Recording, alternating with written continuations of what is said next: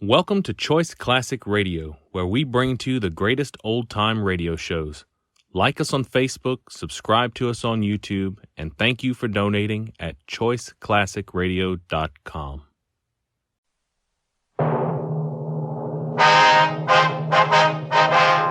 Sound off for Chesterfield. Chesterfield, the first and only cigarette in America to give you premium quality in both regular and king size, brings you Dragnet.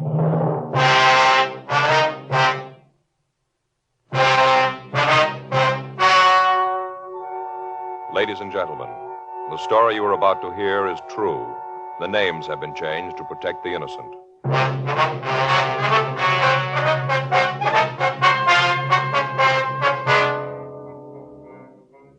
You're a detective sergeant. You're assigned to auto theft detail. A gang of car strippers has been operating in your city. From their M.O., you know they're professionals. They move fast. Your job? Get them. Friends, you'll remember some months ago we read you our first report, the 6 months report on the effects of smoking. Then more recently we read you the 8 months report. Now here is the latest one. The full 10 months report confirms again. The group examined showed no adverse effects on the nose, throat, and sinuses from smoking Chesterfields. This from a medical specialist who is making regular bi-monthly examinations of a group of people from various walks of life.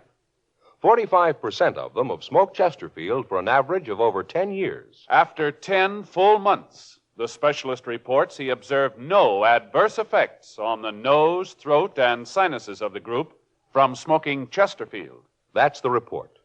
Buy much milder Chesterfield, regular or king size. The cigarette that's best for you.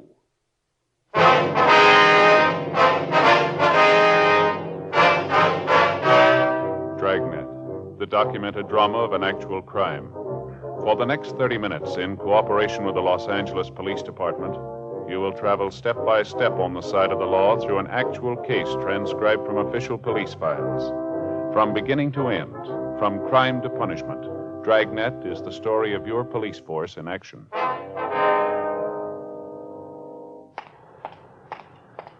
It was Tuesday, August 5th. It was warm in Los Angeles. We were working the day watch out of auto theft detail. My partner's Frank Smith. The boss is Captain Nelson. My name's Friday.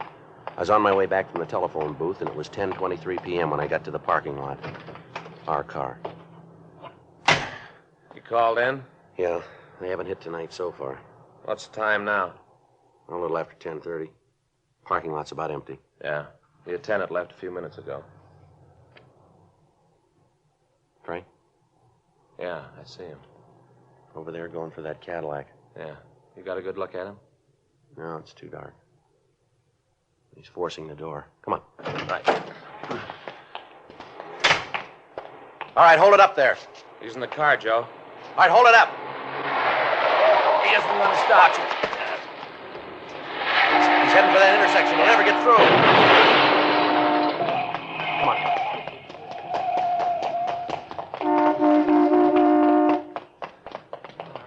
It looks pretty bad, Joe. Yeah, he really cracked into that Dodge, didn't he? All right, let us through, please. Come on, please let us through.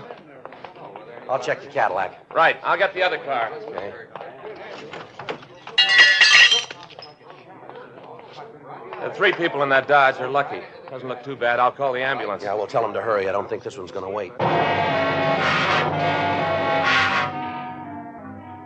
10:46 p.m. The ambulance arrived, and after emergency treatment at the scene, the victims were removed to Georgia Street Receiving Hospital. A traffic car had been dispatched to investigate the accident. Upon arrival at the emergency hospital, we were informed that the suspect had died on the way. The dead body was identified by his personal effects as Charles Roxford, age 16. The Juvenile Bureau was contacted, and they requested that in the course of our investigation, we notify the boy's family.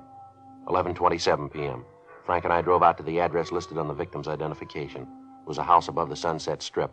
We rang the bell and waited. I'll try it again. Yeah.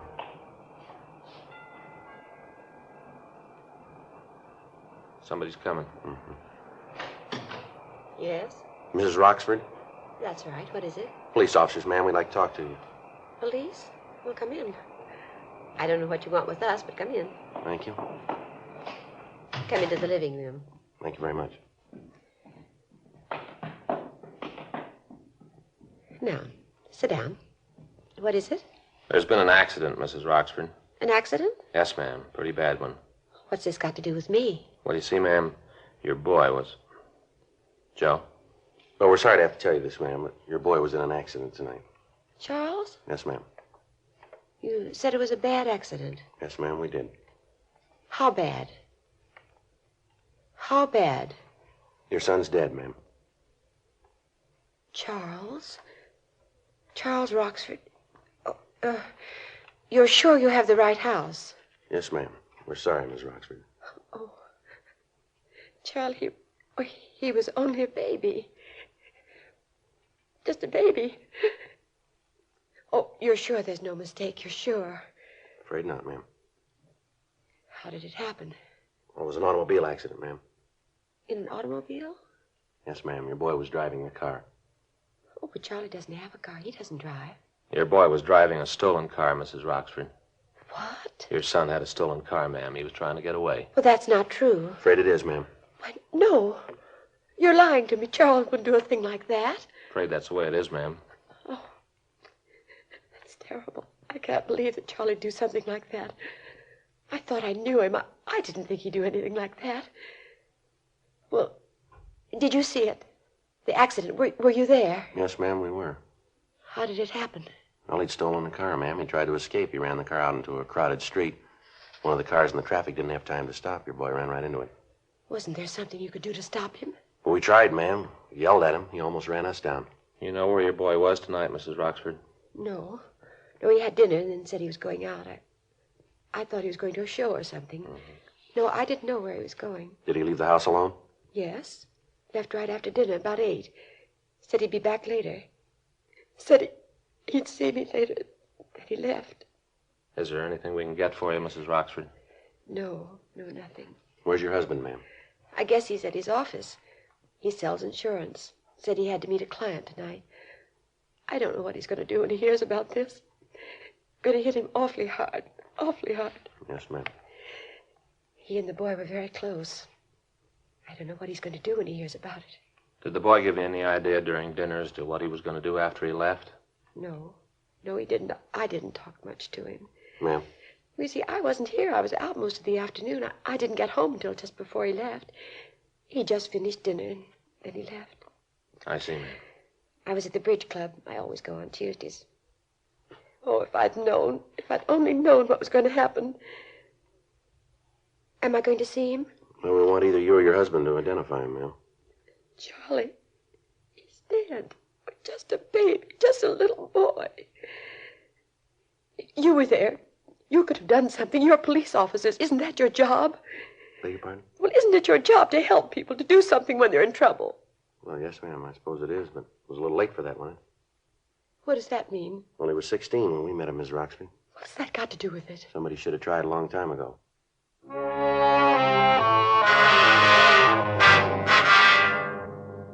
Most car thefts fall into 3 basic categories, well known by all police officers. First, the cars that are stolen by professionals who change the motor numbers, forge owner's certificates, repaint the bodies, and sell them throughout the country. The second group consists of joyriders, thieves who steal the cars for a few hours, merely to ride around in them and then leave them on the streets. The third category, and the one we've been working on for the past 6 weeks, dealt with the activities of car strippers. Their M.O. followed the usual pattern for this type of crime. The car would be stolen and then driven to some lonely part of the city. There, all usable accessories would be removed. Radios, tires, air horns, side mirrors, anything that could be resold would be taken. In certain cases, the articles would be stolen while the car remained parked where the owner had left it. We found that the gang had become so proficient that they could break into a car and remove the radio as well as other accessories in under 10 minutes. Avenues of sale for the stolen merchandise had been checked. Known dealers in stolen property had been questioned. As the days went on, the total of thefts went up. By the 5th of August, the gang had stolen over $12,000 in automobile accessories. In the instances where we'd been able to get a description of men loitering in the vicinity of the stripped cars, we'd had the witnesses check mug books in the hope of identifying the thieves. We'd gotten no new leads. Physical evidence at the scene of the abandoned cars had been checked and rechecked. It netted us nothing. A week passed. August 14th, 8:15 a.m. Frank and I got back to the office. The captain's really boiling, isn't he? Yeah, you can't blame them, though. They got to stop cold. Well, we're going to get a break in it sometime. All the luck can't stay on their side. I don't know. It looks like it could happen that way. Anything on the stakeouts last night? No, nothing that we got so far. Maybe something later. I get it. Auto theft Friday. I beg your pardon, ma'am? Well, no. Well, yeah. What was that again? Oh, yeah. Yeah, well, yes, ma'am. All right, what was that address again? Yes, I yeah, all right. Well, we'll send a unit out. I'm sure they can help you. No, I'd suggest you get in touch with the SPCA. No, SPCA, yes, that's... All right, bye. Well, there's a dandy one. What's that? Woman lost a cat from her car. Want to know if we can get it back for her. Yeah? Says it's real easy to recognize. He has a collar on him. He answers the name of Tabby. Oh, that makes it easier. Yeah. Auto theft, Smith. Yes, sir. That's right. Uh-huh. Where are you calling from, sir? Yes, sir, that's on Wilshire, right? All right, sir, we'll be right there. Anything? Yeah, a doctor out on Wilshire parked his car out in front of his office. Yeah. Came back in 10 minutes. His car radio was gone.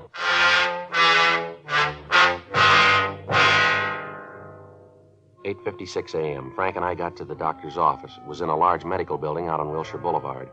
We went up to the second floor and talked to the man who placed the call, a Dr. Alex Halsey.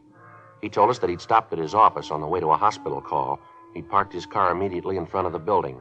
When he returned 10 minutes later, he found that the radio had been stolen. From his office, we called the crime lab and latent fingerprints detail. Crews of men were sent from both divisions. They went over the car for possible physical evidence. Frank and I, along with Dr. Halsey, went down to the street. We talked to him while the officers worked. Darndest thing I ever saw. I tell you, I wasn't in the building more than 10 minutes. 10 minutes outside. Yes, sir. Came back, and I could see right away that the door had been opened. Uh-huh. First, I thought maybe I'd left it open, and when I got in the car, I knew right away. As soon as I saw the radio was gone. Yes, sir. Did you notice anyone loitering around your car when you parked it? Anybody suspicious, maybe? No, I didn't. Of course, I might not have noticed anyone. Had my mind on Julie. Julie? Yes, I'm operating on her this afternoon. Poor little kid has an intestinal disorder. Only 3 months old. Gee, that's too bad. Yes, she'll be fine, though. Of course, the parents are worried. They always are. Can't convince them there's nothing to worry about. Yes, sir. Then you didn't notice anyone, huh? No, like I said, I didn't. You sure you locked your car, sir, when you left it? Oh, yes, I'm sure about that.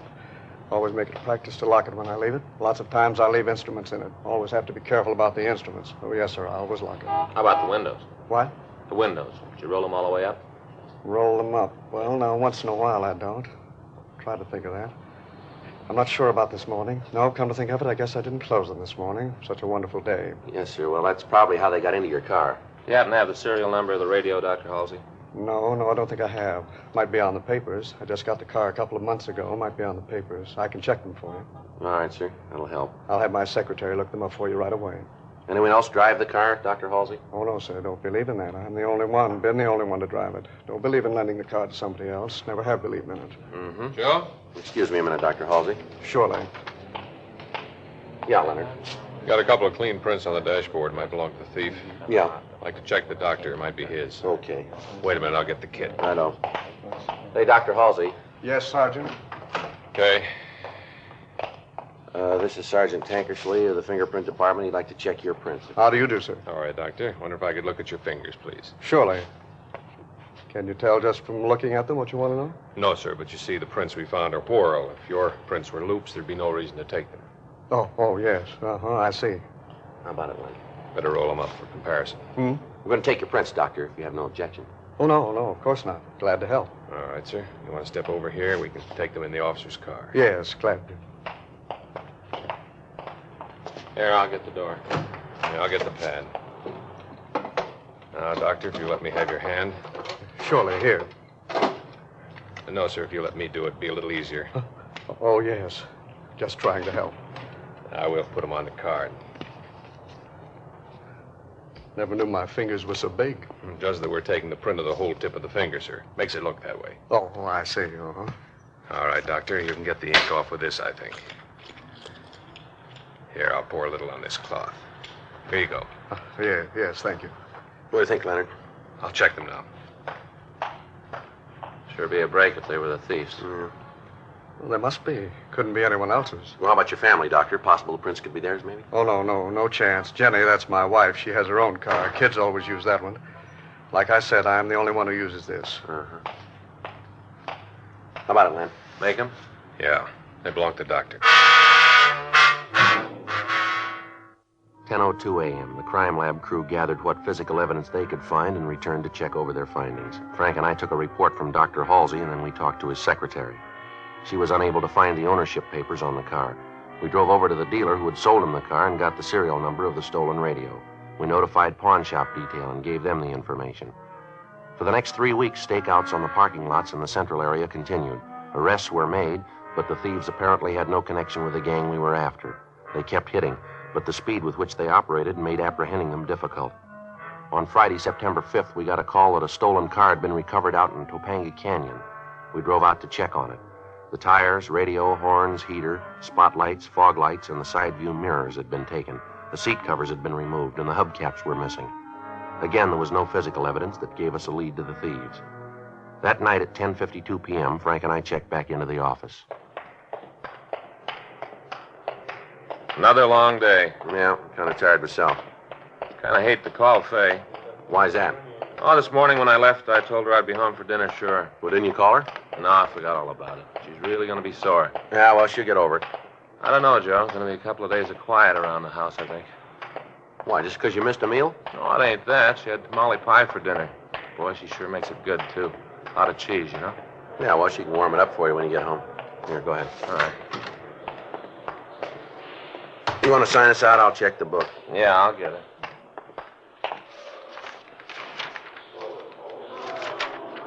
Anything? Yeah, a call from Brennan out in Wilshire. I'll call him.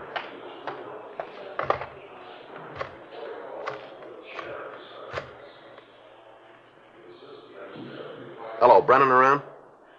Yeah, all right. Say what it was about? No, I'm calling him now. Yeah, hi, Brennan. It's Friday. Yeah. You did, huh? Where'd that happen? No kidding. Well, those are the brakes, I think. Yeah. Okay. Yeah, thanks, Brennan. Picked up a kid for running a red light driving a hot rod. Yeah? Car was fixed up with a lot of new stuff. Guys out of Wilshire checked it over. Uh-huh. According to the serial number on the radio, it was stolen from Dr. Halsey.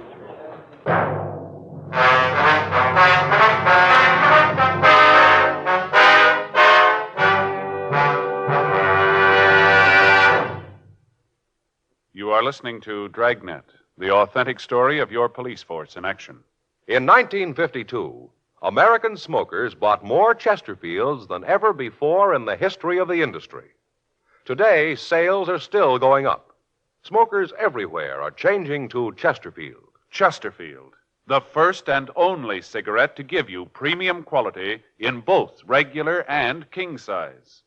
Premium quality in a cigarette means the world's best tobaccos, the best ingredients, the best cigarette paper. Only Chesterfield gives you this premium quality in both popular sizes. King size Chesterfield contains tobaccos of better quality and higher price than any other king size cigarette. Well, that's certainly important to every king size smoker. Of course, it's the same fine tobacco as in regular Chesterfield. There is absolutely no difference, except that king size Chesterfield gives you more than a fifth longer smoke. Remember, the modern way to sell cigarettes is the Chesterfield way. Premium quality, both regular and king size. Chesterfield is much milder. Chesterfield is best for you.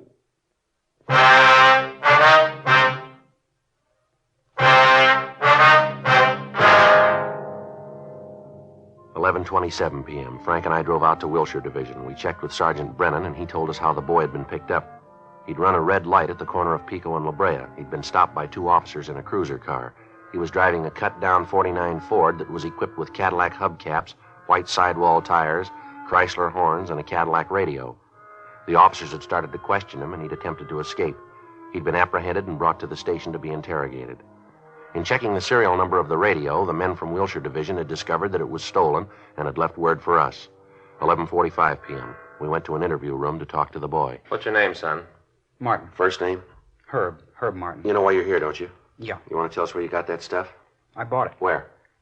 Different places. You remember where? Not right off. How old are you? 19. Where do you live? It's on the report. We're asking you. Come on, Herb. 8297 Marianne Drive. Where were you going when they stopped you? Home. Where'd you been? Around. Same place you bought that stuff on your car, huh? Yeah, that's right. Now, look, you better come off this, young fella. You might think you're a big man, but you got things a little mixed up here.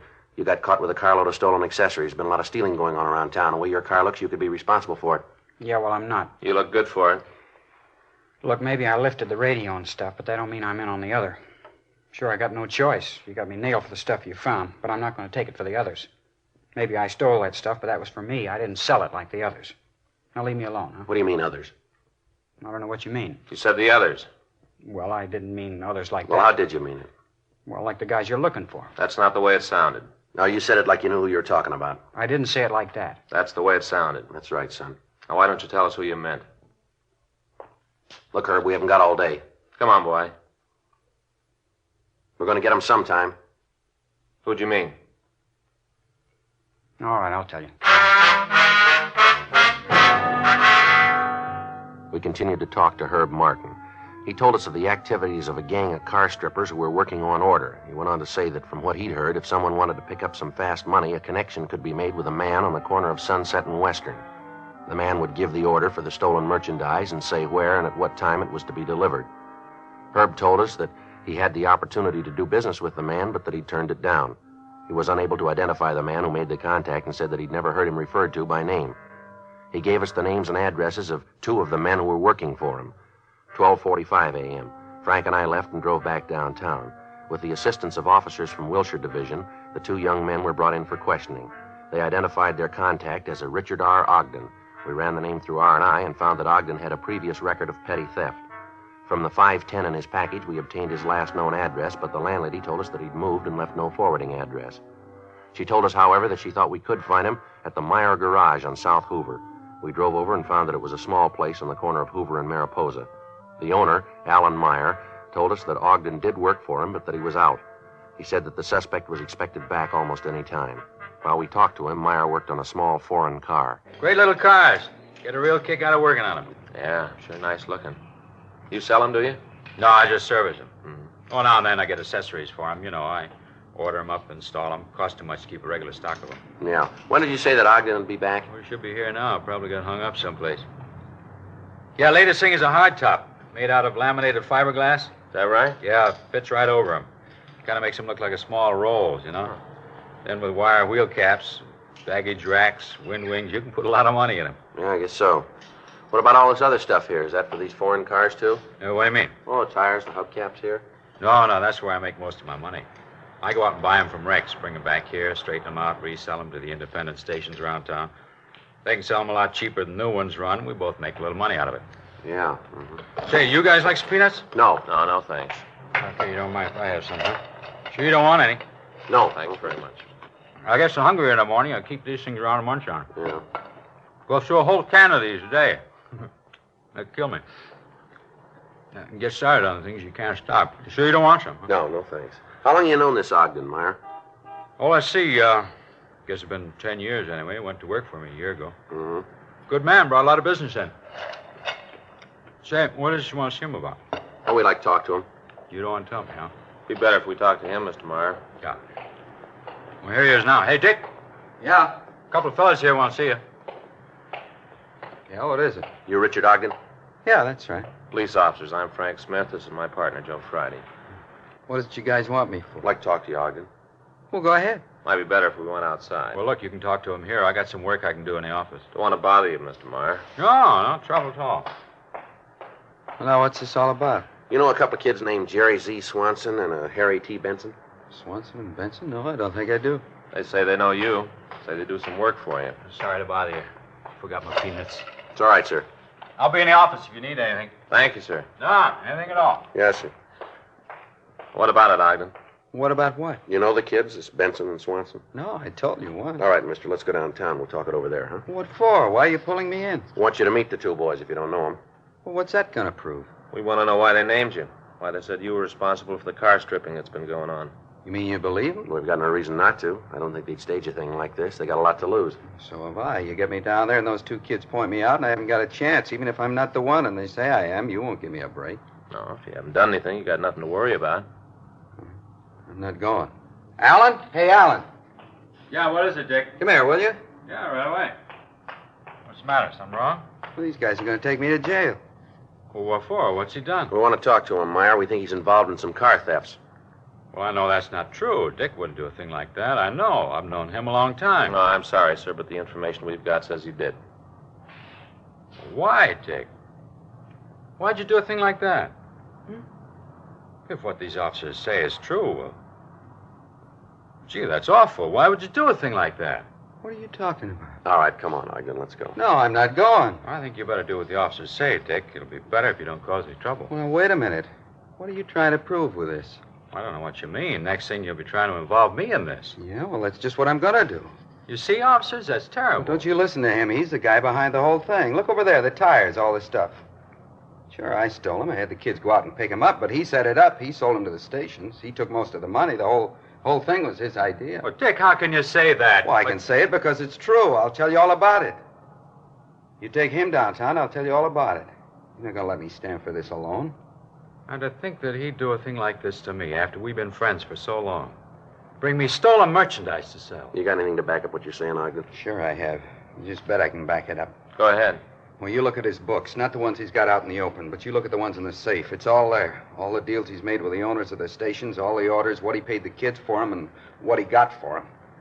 Didn't think I knew about it, did you? Whole lousy year I've been doing the dirty work for him. Well, I've had it. I'm through. I've had it. Let me take the beef. What a crumb. I'll show him. I don't understand it. Friends for so long. I'd have gotten you out. 10 years we've been friends. I trusted you all that time. Then you sold me out. Why? Well, that shouldn't be too tough for you to figure. Huh? You showed him how.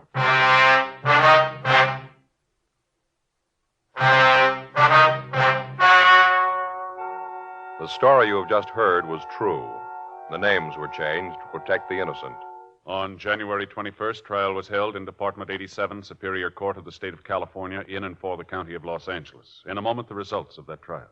Now, here is our star, Jack Webb. Thank you, George Fenneman. Remember, only Chesterfield gives you this scientific evidence on the effects of smoking. After 10 full months, the group examined showed no adverse effects on the nose, throat, and sinuses from smoking Chesterfield. Now, speaking personally as a Chesterfield smoker, I know they're best for me.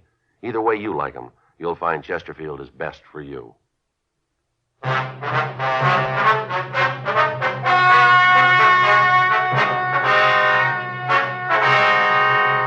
Richard R. Ogden and Alan Y. Meyer were tried and convicted of receiving stolen property. They received sentences as prescribed by law. Receiving stolen property is punishable by imprisonment in the state penitentiary for a period of not more than 10 years, or in the county jail for not more than 1 year. The investigation of the records of Alan Y. Meyer uncovered the names of the other men involved in the thefts. They, along with Herbert S. Martin, Jerry Z. Swanson, and Harold T. Benson, were tried on a charge of grand theft auto and convicted. They were sentenced to the state penitentiary at San Quentin, California, for the term as prescribed by law. Grand theft auto is punishable by imprisonment in the state penitentiary for a period of not less than 1 nor more than 10 years. Ladies and gentlemen, 10 million Americans have diseases of the heart and blood vessels. What are the causes and the cures? Well, it'll take research to find out. Send what you can to Heart, care of your local post office. Help your heart fund. Help your heart. You have just heard Dragnet, a series of authentic cases from official files. Technical advice comes from the Office of Chief of Police W.H. Parker, Los Angeles Police Department. Technical advisors, Captain Jack Donahoe, Sergeant Marty Wynn, Sergeant Vance Brasher. Heard tonight were Ben Alexander, Sarah Selby, Art Gilmore. Script by John Robinson. Music by Walter Schumann. Hal Gibney speaking. For a million laughs, tune in Chesterfield's Martin and Lewis show, Tuesday night on this same NBC station. And sound off for Chesterfield, either regular or king size. You'll find premium quality Chesterfields much milder. Chesterfield is best for you. Chesterfield has brought you Dragnet, transcribed from Los Angeles.